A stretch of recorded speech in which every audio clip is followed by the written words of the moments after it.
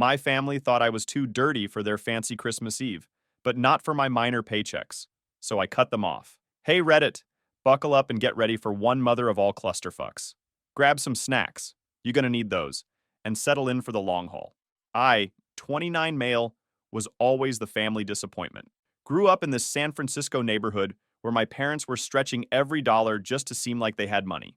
Dad was some mid-level financial advisor who acted like he was a Wall Street big shot whenever we had company over. Mom worked as an office manager but spent every spare cent on designer knockoffs to impress neighbors who probably didn't even notice or care. Our house was this place they could barely afford, but it was in a good zip code, so they thought that made them hot shit. Behind closed doors? Totally different story. Generic groceries with those black and white labels. Heat kept so low in winter, you could see your breath. Cars held together with duct tape and prayers. Also, they could play, pretend to be something they weren't whenever anyone was watching. Then there was my brother, Ryan, 25 male, the golden child who could do no wrong. The beloved nerd with straight A's, captain of whatever preppy sport was trendy that season, Stanford bound with a future that would finally make my parents actually important instead of just pretending to be. Ryan knew exactly how to play their game, could talk all that fancy nonsense at dinner parties, knew how to schmooze dad's work buddies with just the right mix of ambition and ass-kissing. Meanwhile, to them, I was busy being the family screw-up. Got decent grades without trying, but nothing special. Played basketball at the public high school. Spent weekends in the garage taking apart engines while mom would practically have a stroke if her friends drove by and saw me all greasy in the driveway. James! What will Mrs. McDoodle think if she sees you looking like that? Bruh. As if Mrs. McDoodle gave two fucks about what I was doing on a Saturday. Why can't you be more like your brother? Wasn't something they always said out loud, but it hung in the air every damn day. Every disappointed look when I didn't meet their standards. Every comparison where I came up short. Dad would come home from work, see Ryan studying and give him a pat on the shoulder. Then he'd see me working on some mechanical project and just shake his head like I was assembling pipe bombs instead of fixing a carburetor. Mom was worse in her own way. She'd introduce Ryan to her friends as my son who's heading to Stanford, and then gesture vaguely at me with, and this is James. Not even a mention of what I was good at or interested in. Just existing. An afterthought. Then shit hit the fan senior year, when I turned down UC Berkeley. My parents had pulled strings, kissed ass, and called in favors to get me in. Their plan was already set.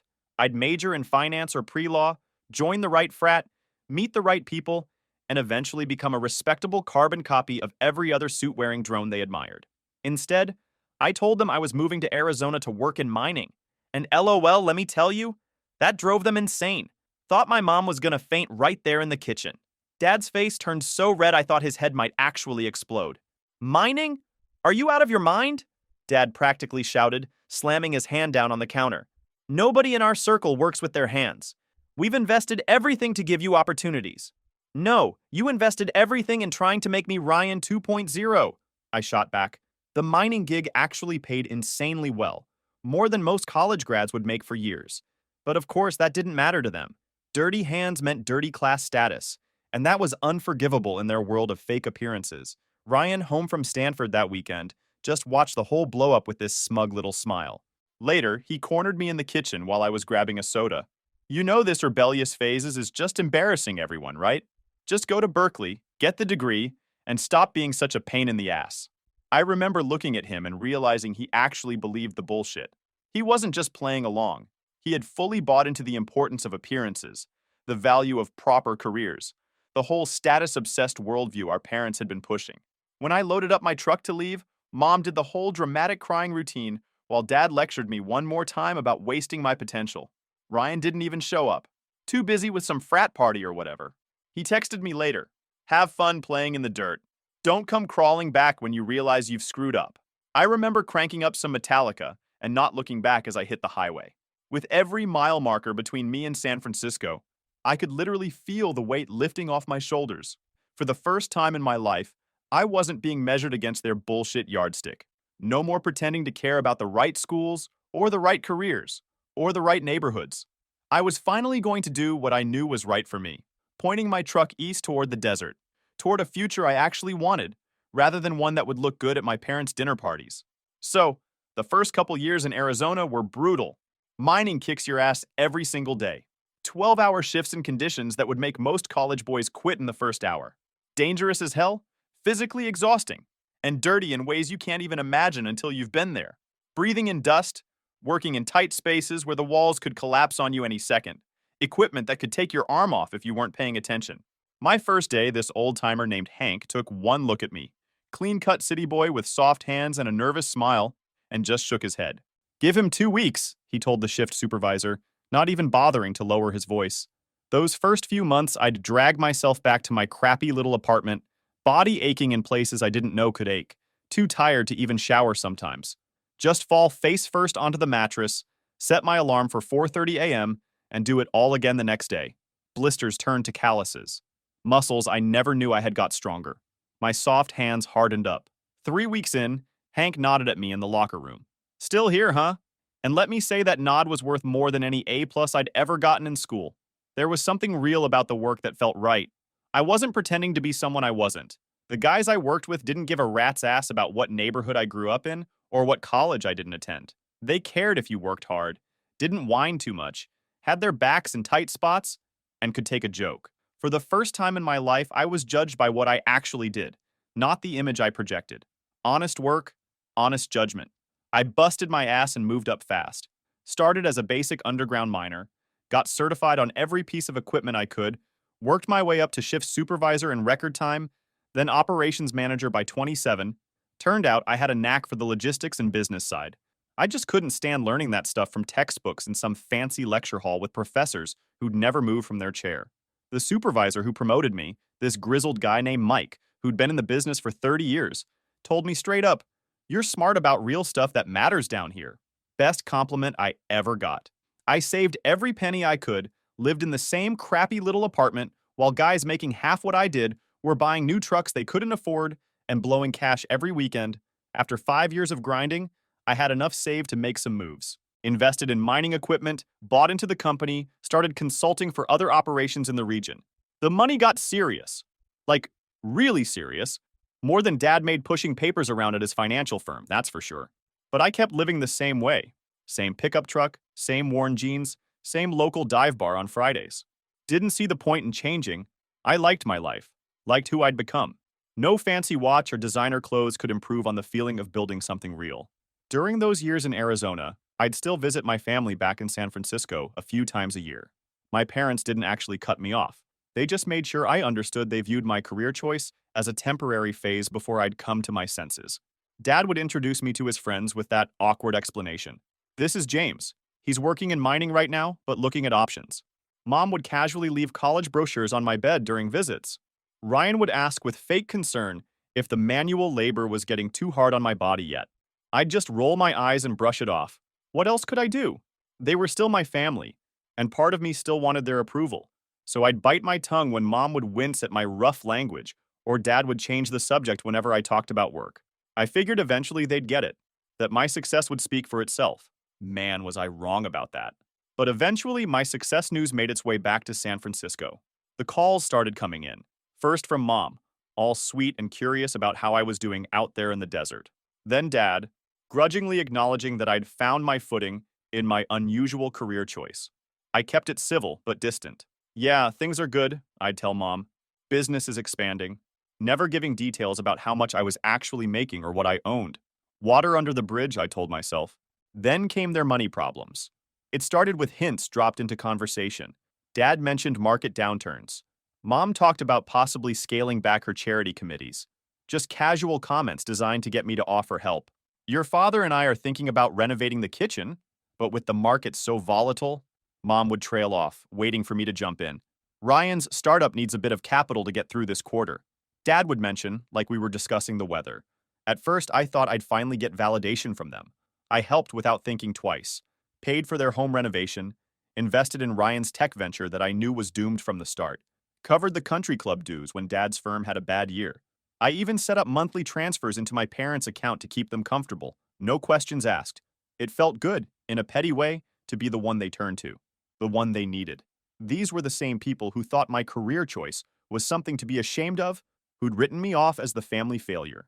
Now they were cashing checks earned by that same shameful career. The irony wasn't lost on me, but I kept my mouth shut about it. What I didn't realize then was that I'd opened a door that would never close. a doorway to endless expectations and being used while still being looked down on. I was good enough to fund their lifestyle, but not good enough to be fully respected by them. Funny how money changes everything and nothing at the same time.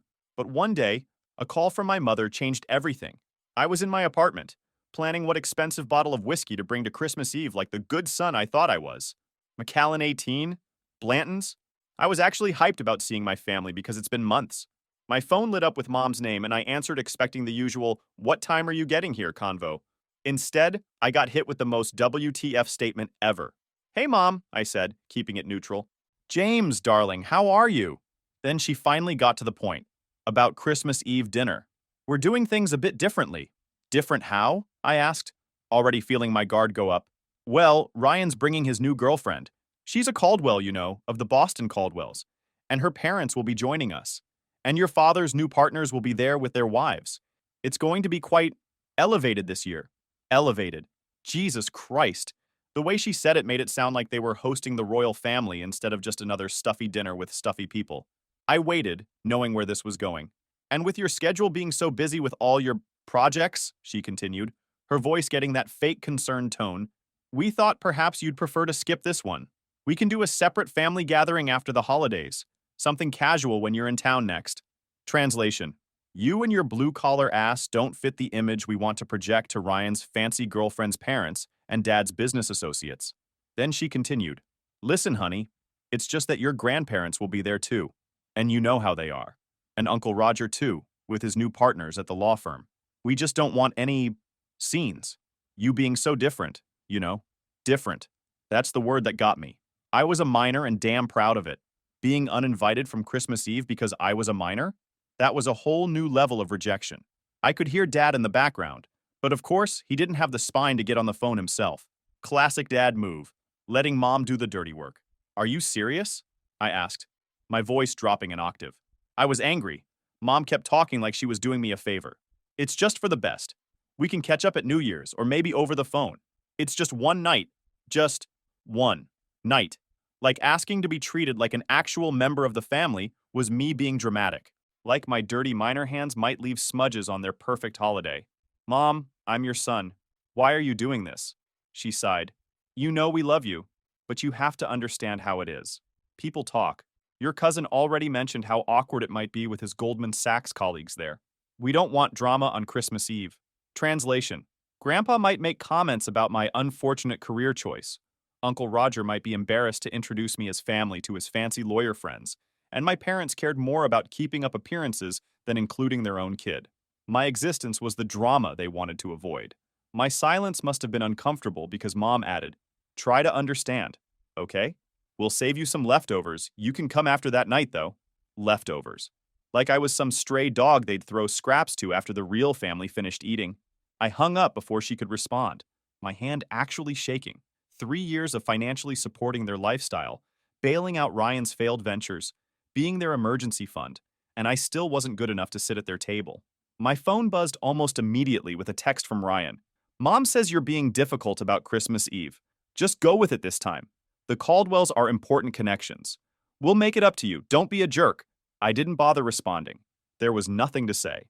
I sat at my desk for a good 20 minutes, trying to process what had just happened. The sheer audacity of it was mind-boggling. It was so perfectly on brand for them, I should have seen it coming.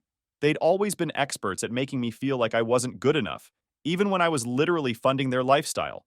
The irony would be funny if it didn't make me want to punch the wall. The thoughts were eating my head, so I canceled my afternoon meetings and drove out to one of our mining sites. Something about being around the actual work, the heavy machinery, the guys in hard hats actually producing something real, helped clear my head. This was my world now, a world where people valued results over appearances, where your word and your work mattered more than your pedigree. That evening, I called my buddy Mike, needing to vent to someone who'd understand. Mike had been my first friend in Arizona, a fellow miner who'd shown me the ropes when I was green. He'd since moved into engineering at the same company, and we'd stayed close through the years. "They did what?" Mike practically shouted through the phone after I explained the situation. "That's next-level bullshit, man. After everything you've done for them?" "Apparently, I'm still not polished enough for the fancy Caldwells," I said, trying to laugh it off but knowing I sounded bitter. "Screw 'em," Mike said bluntly. "Spend Christmas with us. Sarah's cooking enough food for an army anyway, and the kids would lose their minds if Uncle James doesn't show up with his famous fireworks. The casual assumption that I already had a place at their table, that I belonged without question, hit me harder than I expected. You sure? I don't want to crash your family time, I said. Are you kidding me? You are family, dumbass, Mike replied. Besides, Sarah would kick my ass if I didn't drag you over. Just bring those steaks from that fancy butcher you found. Mike and Sarah had been there. My blood relatives hadn't even known those things happened. I'd been trying to buy my family's approval for years, sending them money, solving their problems, all in the hope that eventually they'd see me as worthy. But that approval would never come, because the problem wasn't that I wasn't good enough. The problem was that their entire value system was screwed up. No amount of money would ever change that. Christmas Eve at Mike's was everything a holiday should be. Their house wasn't anything special, but it was warm. The tree was a little crooked, with a mix of store-bought ornaments and handmade ones from their kids. Christmas music played from a speaker that kept cutting out. And you know what? It was perfect. Their kids tackled me the second I walked through the door. Uncle James, did you bring fireworks? Can we do them now? Did you see what Santa brought early? Both talking a mile a minute while trying to drag me in different directions. Sarah welcomed me with a warm hug. Thank God you're here. Mike's been trying to carve the ham and it looks like he's performing surgery on it. Rescue dinner before he ruins it? No pretense, no awkward small talk about the market or property values or who got into what college.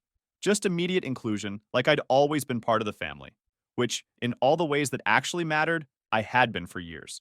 Mike's parents were there too, retired and living in a small place in Phoenix. His dad immediately pulled me into a conversation about some new mining equipment he'd read about in a magazine. His mom asked genuine questions about my work, actually listening to the answers. They all were like the family I always wanted. Dinner wasn't served on fancy china. The potatoes had some lumps. The gravy was a little thin. Nobody cared. We talked and laughed and argued about sports teams. The kids kept sneaking their vegetables to the dog when they thought nobody was looking. After dinner, Mike and I escaped to the backyard with drinks to set up the fireworks I'd brought for later. The desert night was cool and clear, stars blazing overhead in a way they never did in San Francisco's foggy skies. You're quiet tonight, Mike said, opening the box of fireworks. I shrugged. Just thinking. About your asshole family? I laughed despite myself. Something like that. Mike was quiet for a moment, sorting through the fireworks. Then he said, You know what the problem is, right? You've made it too easy for them to have it both ways. They get to look down their noses at you while dipping into your wallet whenever they want. His words hit home. You're saying I enabled this. I'm saying they've never had to choose between their stuck-up image and their financial comfort, Mike replied. Maybe it's time they did. Something clicked in my mind after what Mike said. Yeah, maybe it is. Later, when I finally headed home around 2 a.m., Sarah packed up enough leftovers to feed me for a week. Mike's mom hugged me and told me I'd better come to their place for New Year's Eve too. The kids made me promise to bring more fireworks next time. Driving back to my place, I realized something important. I'd spent years chasing the approval of people who were never going to give it to me. Meanwhile, I already had everything I needed right here. People who accepted me exactly as I was. Greasy hands, work boots, and all. When I got home that night, 3 missed calls from Mom and a text from Ryan. I ignored them all and slept better than I had in months. The next morning, still riding the clarity I'd found at Mike's, I pulled up my banking app and took a hard look at all the automatic transfers I had set up. The mortgage supplement for my parents' overpriced house they could barely afford. The quarterly investment into Ryan's latest doomed startup. The country club dues they stretched to pay. The credit card payments that kept their facade intact. It was insane when I actually looked at the numbers. Grands after grands just flowing out each month to support their lifestyle, while they thought I might embarrass them in front of the hoity-toity Caldwells. Without hesitation, I canceled every single transfer and autopay. Then I called my financial advisor. I need you to stop the disbursements to RK Ventures, I said, referring to Ryan's company, where my money disappeared into a black hole. I felt lighter than I had in years. Like I'd finally put down a weight I'd been carrying around for too long. I knew there would be drama when they discovered the money faucet had been turned off, but I didn't give a fuck anymore. It was exactly 3 days before all hell broke loose. The amount of time it took for Mom's credit card to be declined during some shopping spree. I was in a meeting about expanding one of our sites when my phone started blowing up. I ignored it until we wrapped, then checked to find 6 missed calls from Dad, 3 from Mom, and about a dozen texts from Ryan, each one more panicky than the last. Dad called first, barely containing his rage. What the hell do you think you're doing? Your mother was humiliated today. Of course, that was his concern. Not, hey, is everything okay with you? Or, did something happen? Nope, straight to how mom was embarrassed in front of some cashier. Yeah, about that. I decided to stop enabling, I replied. Since I'm not good enough for Christmas dinner, I figure my money isn't good enough for your expenses. This is childish, he snapped. You can't just cut us off without warning because your feelings are hurt about one dinner invitation. It's not about the dinner, I said, my voice quiet. It's about years of being treated like I'm something to be ashamed of while you're happy to take my money. I'm done. I hung up before he could respond, but my phone immediately lit up with Ryan calling. I answered, ready to get it all over with at once. What the actual fuck is wrong with you? Do you have any idea what you've done? Forced you to run a real business instead of a money pit? I suggested. You think you're so much better than us now because you got lucky playing in the dirt? Ryan sneered. You're still the same loser who couldn't cut it in the real world. You think anyone respects what you do? You think your dirt money impresses anyone who matters? There it was. The real face. The contempt in his voice was almost a relief. At least he was being honest for once. You ungrateful piece of shit, Ryan continued, raising his voice. After everything this family did for you? I cut him off with a laugh. What exactly did you do for me, Ryan? Besides look down on me my entire life? Besides make sure I knew I was the family disappointment? Besides take my money while mocking how I earned it? You're making a huge mistake, Ryan warned. You think you can just walk away from family? Watch me, I said, and hung up. Mom's call came next, her voice tearful and accusatory. I cut through her guilt trip quickly. I've supported you financially for years, while you continue to treat me like dirt. Well, it's over. Figure out your own finances for once. We'll lose everything, she said, panic rising in her voice. Then you'll lose everything, I replied. Maybe then you'll figure out what actually matters. I blocked all their numbers after that. For the first week, I felt like shit, second-guessing myself, wondering if I was overreacting. But then came a weird sense of freedom. I'd been carrying their expectations and judgments for so long that their absence felt like putting down a heavy weight I hadn't realized I was bearing. The week after I cut them off, I buried myself in work. We were expanding operations to a new site, which meant endless meetings with environmental consultants, government officials, equipment suppliers. One night, I was working late at the office when Mike stopped by my door. You look like crap, he said bluntly. Thanks, bud. Just what I needed to hear. He closed the door and sat down across from me. I told him what happened and how I kind of feel like an asshole. Mike nodded. Can I give you some advice? From someone who had to cut off his own brother a few years back? The guilt? That's normal. They programmed that into you from day one. It's how they've always controlled you. But ask yourself this. If a friend treated you the way they do, would you keep that friend? I didn't even have to think about it. Hell no! So why is it okay when it's family? He let that hang in the air between us. Look, he continued, family should be held to a higher standard, not a lower one. They're supposed to have your back more than anyone else, not use you while treating you like you're somehow less than them. He was right, and we both knew it. When he left, I sat there thinking about what he'd said. That night, I finally deleted all the voicemails from my family without listening to them. Whatever they had to say, whatever guilt trips or accusations or manipulations they were trying, I didn't need to hear them. I already knew the truth. I deserved better than what they were offering. With my family in the rearview mirror, I went into overdrive. All that energy I'd wasted dealing with their drama and demands, I redirected it straight into my business. It's amazing how much more you can accomplish when you're not constantly managing other people's bullshit. First thing I did was buy a controlling stake in the mining operation, where I'd started as a grunt worker. The owner was looking to retire anyway, and I'd spent years learning every aspect of the business. The negotiations were intense. 3 weeks of late nights poring over financials, operational reports, equipment valuations. But when the dust settled, I owned 51% of the company that had given me my start. The day after we closed the deal, I called an all-hands meeting. Guys were nervous. New ownership usually means layoffs or big changes. I kept it simple. You know me. I started right where many of you are now. I'm not some corporate raider looking to strip this place and sell it off. I want to build something better, something that lasts. And I need all of you to do it. The relief in the room was palpable. My first major decision was investing in new safety equipment that cut workplace injuries by nearly half within 6 months. Safety gear isn't cheap, but neither are accidents. Every injury we prevented meant a worker didn't lose income, a family didn't suffer, and production didn't get interrupted. It was the right thing to do morally and financially. My personal life got simpler too. I bought a decent ranch house outside Tucson with enough land for a proper workshop where I could tear apart engines on the weekend. My days fell into a rhythm that felt right. Wake up at 6 a.m. and work till the job's done. Weekends meant off-roading, tinkering with my truck, or grilling with friends. 6 months after cutting ties, production at our main site was up 22%. We secured a major contract with a tech manufacturer that needed specific minerals for their new line of products. This wasn't just a one-off deal, it was a 5-year agreement that gave us stability and room to grow. To celebrate, I took my whole management team out to dinner. "To the best damn mining team in the Southwest," I said. The guys cheered. These were my people. Later that night, as I was heading to my truck, Mike caught up with me in the parking lot. "Almost forgot to ask you," he said, slapping my shoulder. "Sarah's cousin Emma is coming to stay with us for a few weeks. She just took a job. Sarah's planning a cookout this weekend to welcome her. You should come." "She trying to set me up again?" I asked skeptically, remembering the last casual gathering that turned out to be an obvious matchmaking attempt with Sarah's incredibly boring coworker. Mike laughed. "Maybe, but Emma's different.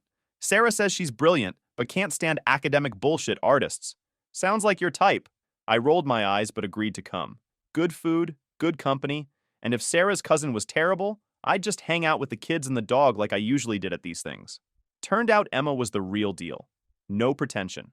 Showed up to the cookout in worn jeans and hiking boots, hair pulled back in a ponytail, more interested in the rock formations on Mike's property than making small talk about the weather. Within minutes of meeting, we were deep in conversation about extraction techniques and environmental mitigation. "So you're the mining guru," she said, when Sarah introduced us, giving me a firm handshake. "I've been wanting to pick your brain about some of the practical applications of my research." What I thought would be a quick chat turned into hours of talking about everything from geology to growing up with families that didn't get us. "My parents wanted me to be a doctor or lawyer," she said. "They couldn't understand why I'd want to play in the dirt for a living." I laughed, the parallel to my own life unmistakable. "Mine were the same." "Were?" she asked. "I cut them off a few months ago." Long story. Emma nodded. "Good for you. Life's too short to keep toxic people around, even if they're blood." That simple comment, from someone who just met me but immediately understood, hit me harder than I expected. No attempts to make me feel guilty for abandoning my family. No suggestions that blood is thicker than water, or whatever other cliches people trot out. As the weeks passed, Emma and I grew closer. She was the first person I'd met who straddled both worlds I'd known, the academic sphere my parents worshipped and the practical, hands-on work they looked down on. She moved between them effortlessly, respecting both but bullshitting in neither. For the first time in my life, I was with someone who valued me for exactly the things my family had always seen as shortcomings. My directness, my practicality, my preference for honest work over superficial status. While I was thriving in my life, my family's was crumbling. I didn't seek out information about them, but I heard the things through mutual acquaintances. About 8 months after I cut them off, I got a call from my mom's former best friend, Diane. We'd always gotten along well. We chatted for a bit, catching up on general stuff. According to Diane, my parents had been living far beyond their means for years, even before I started supporting them. Dad's investment advisor job had never paid what he pretended it did, and he'd been leveraging connections, and sometimes skirting ethical boundaries, to maintain the illusion of success. "Your father's firm is investigating some irregularities with client referrals to Ryan's company. And Ryan? Well, Ryan's company is under scrutiny for misrepresentation to investors." I wasn't surprised about Ryan. He'd always taken shortcuts, relied on charm over substance. "What kind of misrepresentation?" I asked. After hanging up, I almost felt bad for them. But I didn't reach out. Their problems were of their own making, just as my success was of mine. Life continued. My business still thrived. My relationship with Emma deepened. The occasional updates about my family's downward spiral continued through mutual connections. Ryan was serving his sentence at a minimum security facility in California. My father had lost his appeal to keep his professional license and was now working retail at a golf equipment store. And I was not going to rescue them. They were not my problem anymore. As Mike put it one day at work, "Best thing those assholes ever did for you was push you away. Made room for the rest of us who actually give a damn about the real you." 1 year after cutting ties with my family, my life had transformed completely. I was engaged to Emma, who'd become not just my partner, but my best friend. My business had expanded. Everything was in place. I'd just returned from a site inspection in Nevada when my assistant mentioned an unusual call. Your mother phoned the office. She said it was urgent family business. I told her you were unavailable as instructed, but she insisted I tell you they're in Arizona and want to see you. For Thanksgiving. That was funny, actually. But I wanted to enjoy the show.